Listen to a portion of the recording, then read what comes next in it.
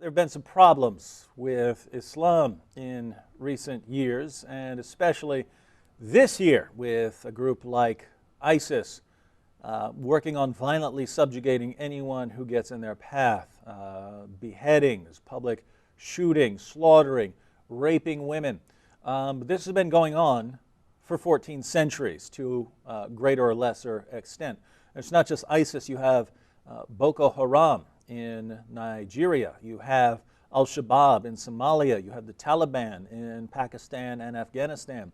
You have Hamas. You have all kinds of groups who come to some different conclusions about what they're supposed to do because they're in different circumstances, but overall they come to remarkably similar conclusions about what Islam commands them to do in this world. And one of the things that often gets put forward in the media and even by people who are criticizing ISIS and who are even people who are drawing attention to what Islam does, there's a very, very problematic claim that often comes up, and that is the claim that Christianity started as violent, that Christianity is a violent religion, or that all religions are inherently violent, but that Christianity, even though it was violent, eventually became peaceful. And the reason that this is a problem is not just that it's false, it's that it's giving a false hope that something similar can take place in Islam. In other words, Christianity was violent and spent centuries killing and slaughtering everyone who got in its path, but through a reformation, people became peaceful, Christians became peaceful. And so if it happened in Christianity, obviously it can happen in Islam. Therefore, Islam isn't really a threat. We just need to encourage Muslims to become more peaceful. What's the problem here? Well, the problem is that that's total nonsense, and so it's giving a false hope. And so just to give you a rough idea, when you talk about a reformation, that can mean all kinds of things. And here I'm not talking about reformation in the sense of a Protestant reformation. I'm talking about just Christianity being reformed from something violent into something peaceful. When you talk about that, what you really mean in Christianity when you're talking about that kind of a reformation is going back to the basic teachings of the New Testament, getting away from things that came along later, getting back to preaching the gospel, living as Jesus commanded us to live. If you tell a Muslim to do the same thing, go back to what Muhammad taught and live like Muhammad commanded his followers to live, you don't get a peaceful reformation. You don't get a reformation that would take violent people and convince them that they need to be peaceful. You see, there is already a reform movement in Islam. There is already a movement that's been going on for a long time saying, hey, we need to get back to the basics of Islam. We need to get back to what Muhammad and his companions taught. That is the Salafi movement. But that's been a source of lots of violence and terrorism. And so the idea that the situations are parallel is absurd. And we're going to see why by asking a simple question: is Christianity a religion of peace? This doesn't mean that every Christian you meet will be a nice person or a peaceful person. We're talking about what the religion actually teaches. When I ask, is Islam a religion of peace, I'm not talking about what the Muslim down the street does. I'm not talking about what a terrorist does. I'm talking about what the religion actually teaches. What does this book, if you read it from beginning to end, what would you walk away with thinking is the final commands of this religion? And you can ask that about Islam, you can ask that about Christianity. We've shown repeatedly on Jesus or Muhammad what the Quran teaches, that the Quran commands Muslims to wage jihad if they are able to do so successfully. But we should ask ourselves, is Christianity a religion of peace? And here we would have to give a resounding yes. As we go through these teachings, I don't see how a religion can be any more peaceful than Christianity is. It's as peaceful as can possibly be.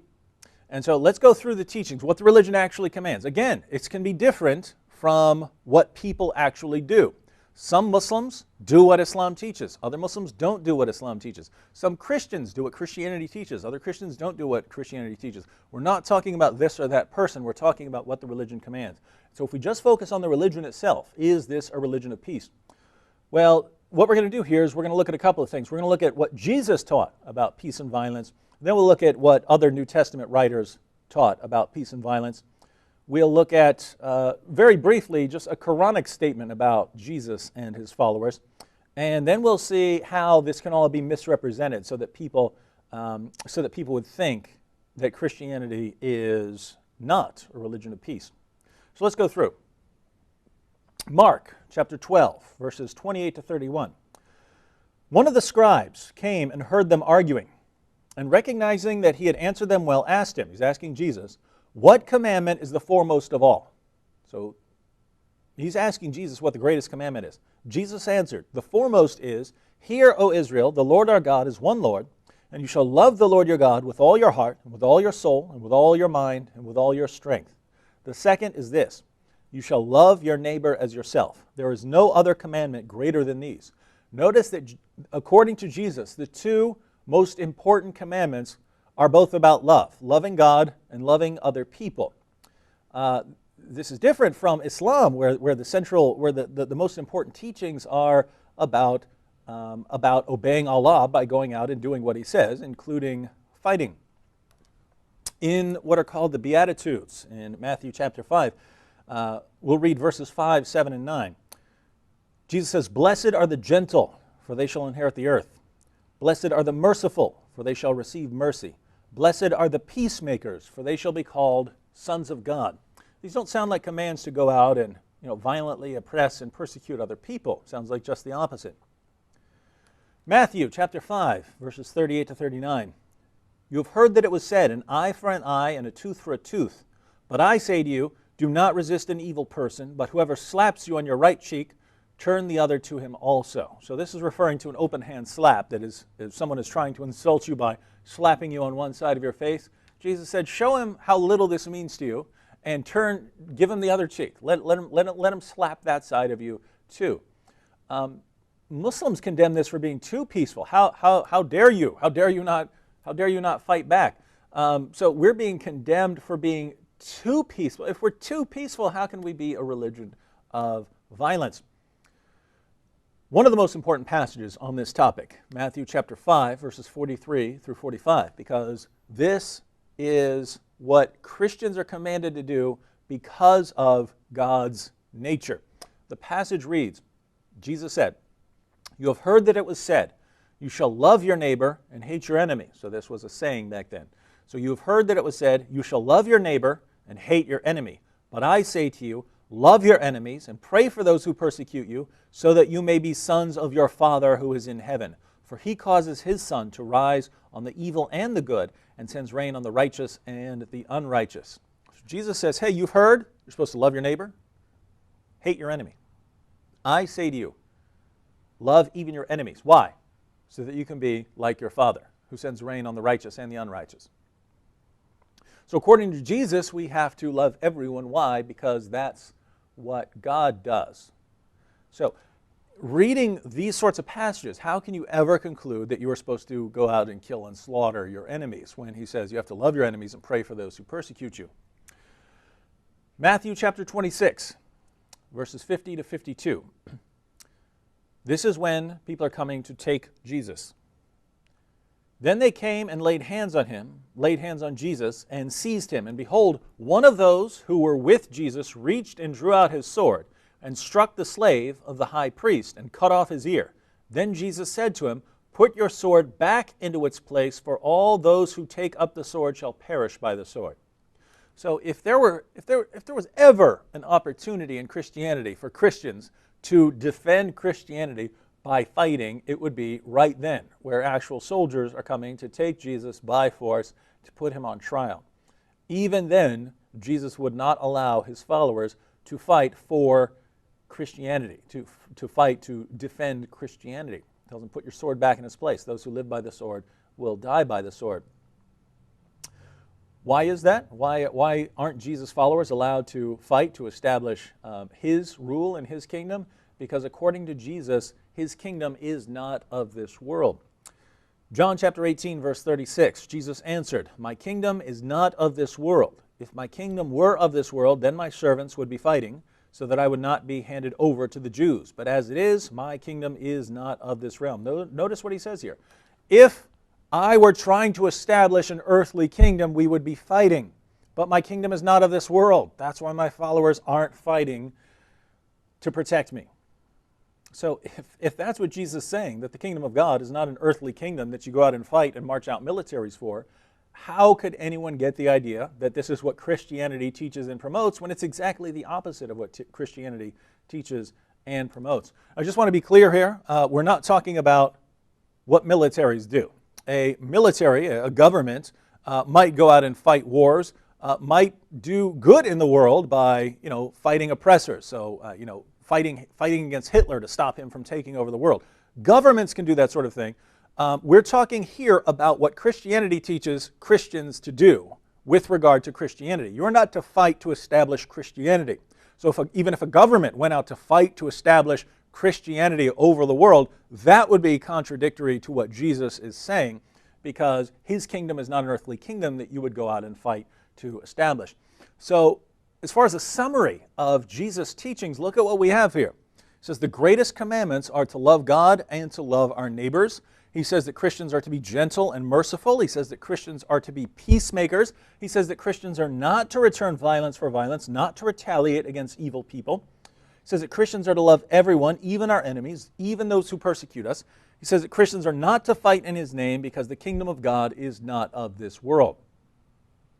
Is it even possible to be more peaceful than this? Is it even possible for a religion to be more peaceful than this? No, this is as peaceful as it possibly gets. But you go on the news and it's, well, ISIS is going in out and doing all these things, but Christianity was once just as violent, so what's the problem? The problem can't be Islam, because Christians used to do the same thing. Well, the Christians did some horrible things, but it had nothing to do with the religion. When ISIS is doing it, it has background in the Quran and the Hadith. So those are Jesus' teachings. Let's look at other teachings of the New Testament. We'll go through these sort of rapid fire. According to Paul, we'll look at Paul's teachings first. Romans chapter 12, verse 17. Paul says, "Never pay back evil for evil to anyone." 12:18. "If it is possible, so far as depends on you, be at peace with all men." Notice, not just be at peace with your fellow Christians, be at peace with all men. 12:19. "Never take your own revenge, but leave room for the wrath of God." You don't take your own revenge. 12:20. "If your enemy is hungry, feed him, and if he is thirsty, give him a drink." This has to do with Jesus' command to love even your enemies. 1 Corinthians 16:14. Paul says, "Let all that you do be done in love." 2 Corinthians 10, 3 through 4. "Though we walk in the flesh, we do not war according to the flesh. For the weapons of our warfare are not of the flesh, but divinely powerful for the destruction of fortresses." We're not fighting an earthly war. This ties in directly with Jesus' claim that his kingdom is not of this world, and that's why his followers don't fight like they're marching out to establish some sort of Christian worldly kingdom. In Ephesians 5:2, Paul commands us to walk in love. 1 Thessalonians 3:12, he says, "May the Lord cause you to increase and abound in love for one another and for all people." What's that, just for your fellow Christians? No, to abound in love for all people. This is very different from what we have in Islam, where Allah says that he has no love for non-Muslims. He has no love for unbelievers. That's chapter 3, verse 32 of the Quran. Here we are commanded to love everyone. 1 Thessalonians 5:15. "See that no one repays another with evil for evil, but always seek after that which is good for one another and for all people." Once again, the emphasis, what Paul says over and over again, don't just seek what's good for you and what's good for the Christian community. Seek what's good for all people. 1 Timothy 2:1. Paul says, "I urge that entreaties and prayers, petitions and thanksgiving be made on behalf of all men." You're praying for all people, not just for the people you like. Titus 3:2, Christians are to malign no one, to be peaceable, gentle, showing every consideration for all men. How many times have we heard all people, all men, everyone? He's talking about the entire world here. Other New Testament writings, besides Jesus and beside the Apostle Paul, Hebrews 12:14, we are commanded to pursue peace with all men. Once again, it's with everybody. James 3:17-18, but the wisdom from above is first pure, then peaceable, gentle, reasonable, full of mercy and good fruits, unwavering, without hypocrisy. And the seed whose fruit is righteousness is sown in peace by those who make peace. Over and over again, these passages emphasize love and peace, and it's all people. 1 Peter 2:17, so this is the Apostle Peter, honor all people. We're commanded to honor all people, not just Christians. 1 Peter 3:8-9, Christians are to be harmonious, sympathetic, brotherly, kind-hearted, and humble in spirit, not returning evil for evil or insult for insult, but giving a blessing instead. 1 John 4:8, the Apostle John gives a nice summary of everything where he says, the one who does not love does not know God, for God is love. So putting all of this together, the New Testament writers, the ones apart from Jesus, they command us to live in peace with everyone, to feed our enemies, to love everyone, to do everything in love, to seek good for all people, to pray for everyone, to malign no one, to pursue peace, to honor all people, to be gentle, sympathetic, kind-hearted, and humble, not to war according to the flesh, and not to retaliate with violence. Again, how could anything be any more peaceful than this? And yet, Christianity and Islam, they both teach the same thing. They both teach violent subjugation. Christians just decided not to do that one day. Is that correct? Is that right? I don't think so. And the reason I don't think so is we're actually reading what the Bible teaches. What's interesting is that when the accusation comes from Muslims that there's something violent about Christianity, that actually contradicts the Quran itself. Chapter 57, verse 27 of the Quran, Allah says, we sent Jesus, the son of Mary, and bestowed on him the gospel, and we ordained in the hearts of those who followed him compassion and mercy. Think about that. The Quran is saying that God ordained in the hearts of Christians compassion and mercy. So if Muslims say, oh, Christianity is violent too, not according to the Bible and not according to the Quran. According to the Quran, God made us compassionate and merciful. Now, if the Bible commands Christians to be peaceful, to love everyone, to harm no one, why have there been plenty of Christians down through history who've done all sorts of horrible things? And why are there people who think that Christianity is just as violent as Islam and teaches similar things to what Islam teaches? Well, there are three misrepresentations here, and we'll look at each one of them. There are three ways to misrepresent Christianity, to make it sound violent. And one would be to misrepresent the New Testament by ripping verses out of their context and distorting their meaning. You can do this with anything.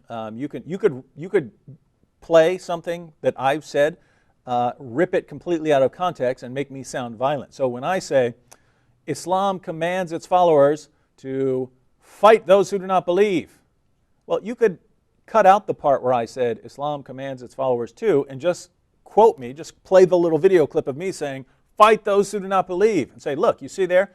David says, fight those who do not believe. Well, it's not me. It's not me saying that. I'm telling you what the Quran teaches. So it's very easy to rip something out of context and distort the meaning like that. And some people do this with the commands of Christianity to try and make Christianity sound violent. You can also misrepresent Christianity by ignoring the distinction between the Old Covenant and the New Covenant. There are different covenants in the Bible, and the one we are under commands nothing but peace. But that is another way to misrepresent it. You can go to a teaching of Leviticus or something like that and say, aha, this is commanded to Christians. Now that's commanded to people of a certain covenant which was tied to land, to a particular piece of land. There are certain teachings that are included in Leviticus that are moral teachings that apply to Christians as well. But to just quote something from Leviticus or something that's part of that covenant does not mean necessarily that it applies to other covenants. So if you quote an Old Testament passage saying, cross the Jordan River, fight the Canaanites. Well, it would make no sense for a Christian to say, I'm going to go cross the Jordan River and fight the Canaanites. It's not a command to us. So that's one way to misrepresent what Christianity teaches. And finally, people can misrepresent Christianity by pointing to people who act contrary to Christian teachings as if they're following Christian teaching. So if you see a Christian do some horrible thing, you can say, aha, you see, look at what Christianity teaches. Well, someone doing something doesn't mean that's what Christianity teaches. Christianity teaching it, that's what means Christianity teaches that sort of thing. So let's look at these. We'll look at a couple of examples of passages that can be distorted.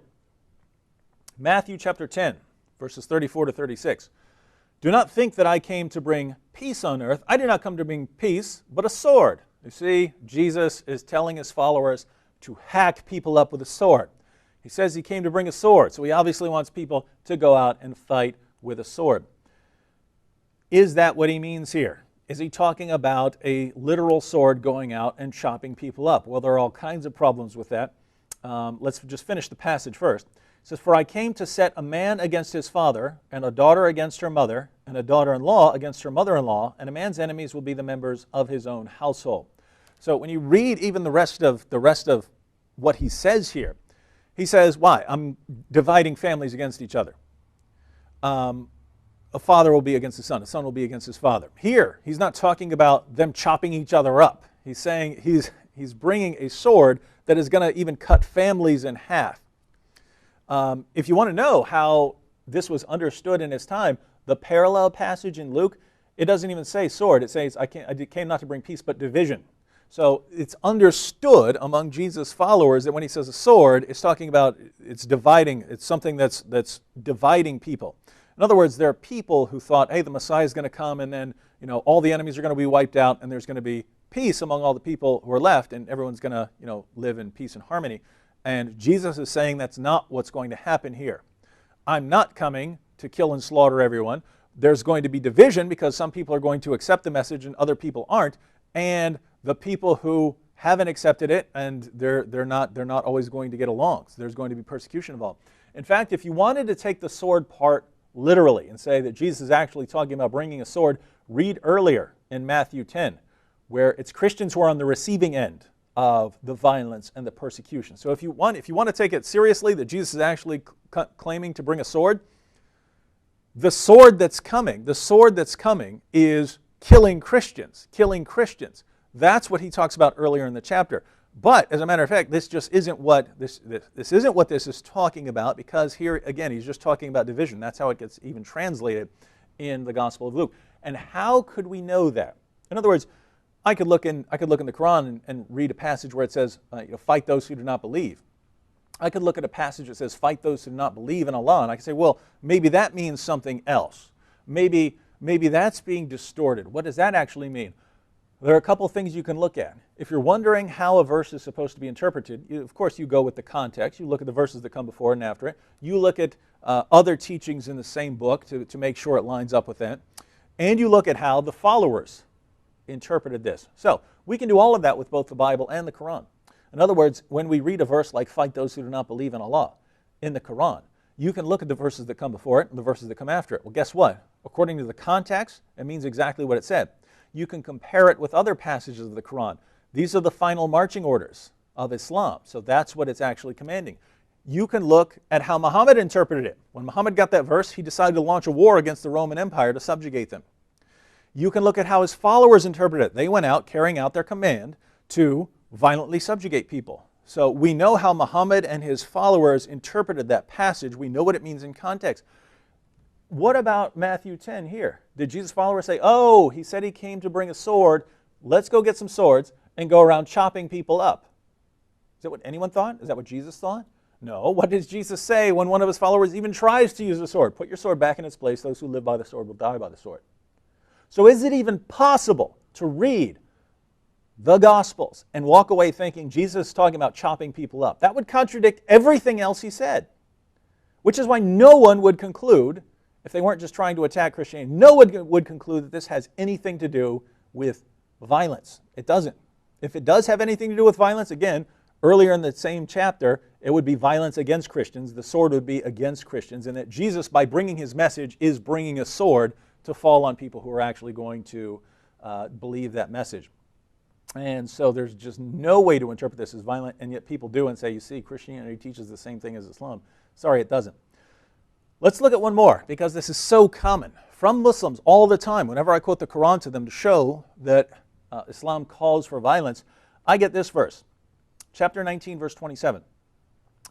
But those enemies of mine who did not want me to reign over them, bring them here and slay them in my presence. You hear that? That's Jesus talking. He says, but those enemies of mine who did not want me to reign over them, bring them here and slay them in my presence. That sounds awfully violent. That sounds very, very violent. And Muslims say, you see, it's Christianity that's the real violent religion. Well, what happens? Here's a situation where if you read it in context, it changes it to a completely different meaning. In this passage, in this verse, Jesus is actually telling a story, and it's a character in the story that Jesus is telling who says that.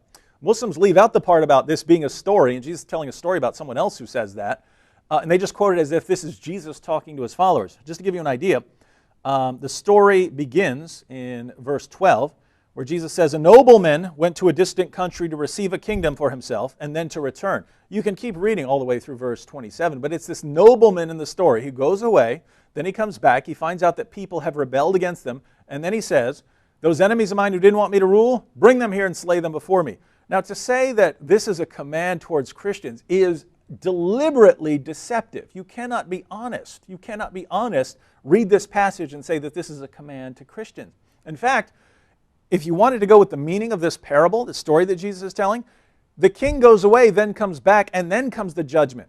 Well, if you're saying this is about Jesus, then the story is about Jesus dying on the cross, going away, and then ultimately returning to judge the world. And so what that would mean is the judgment comes at the end. You don't get to go around hacking people up or killing people. You don't get to do that sort of thing. That judgment comes at the end. So if you read what it would actually mean to anyone who's being honest here, this means you don't get to go around fighting, because that only comes when Jesus returns to pass judgment on his enemies. So that's what you get if you actually read the passage in context. And so the other ways to distort it by quoting Old Testament passages as if these are commands to Christians. The Old Testament, the Old Covenant, was tied to a piece of land. That involved taking the land and maintaining the land, so there were passages that involved violence. Christianity is, the message of Jesus is not a kingdom of this world, so it's not the same sort of thing. We're told not to fight, not to harm people, to love everyone, to do good to everyone.